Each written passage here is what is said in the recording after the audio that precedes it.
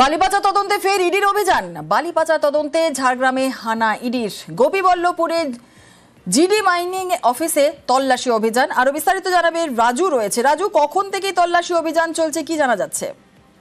দেখো, আজ ভোর থেকেই ইডির দুটি টিম ইতিমধ্যে ঝাড়গ্রাম জেলাতে এসে পৌঁছে এবং একটি টিম যেটা গোপীবল্লভপুরের বালি খাদান জেলা সেখানে গিয়ে অভিযান চালাচ্ছে। ঠিক তেমন আবার ঝাড়গ্রামের বিনপুরের লালগড়ের সিজিবাজ রায়ের না যে খাদান, এই খাদানেও ইতিমধ্যে ইডির আধিকারিকরা এসে পৌঁছেছে। কিন্তু সবচেয়ে বড় বিষয় হচ্ছে যেখানে ইডির আধিকারিকরা এখানে যে এখানকার যে সমস্ত যারা বালি পাচার করতো বা বালি এখান থেকে তোলা কথা ছিল, সেই গাড়িগুলো লাইন দিয়ে সারিভাবে দাঁড়িয়ে রয়েছে।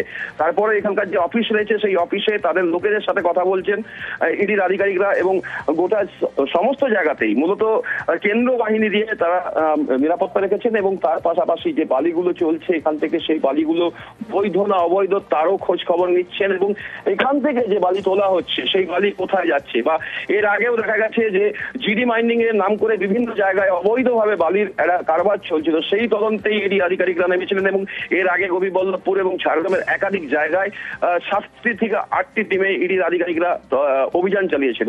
আজও সকাল থেকে ঠিক একই রকম ভাবে ইডির দুটি টিম এসে দুটি জায়গায় ইতিমধ্যে তদন্ত করছে। এখনো পর্যন্ত সিজিওয়ার যে বালি খাদান রয়েছে সেখানে যে অফিস রয়েছে সেখানে অফিসে তাদের আধিকারিকরা জিজ্ঞাসাবাদ করছেন এবং এখানকার দেখা যাচ্ছে যে বালির যে খাদান রয়েছে সেই খাদান থেকে যেভাবে বালির গাড়ি একের পর এক দাঁড়িয়ে রয়েছে, সেক্ষেত্রে সেই বালি গাড়ির কতটা বৈধ সেই বৈধতা নিয়ে প্রশ্ন রয়েছে। বেশ, ধন্যবাদ।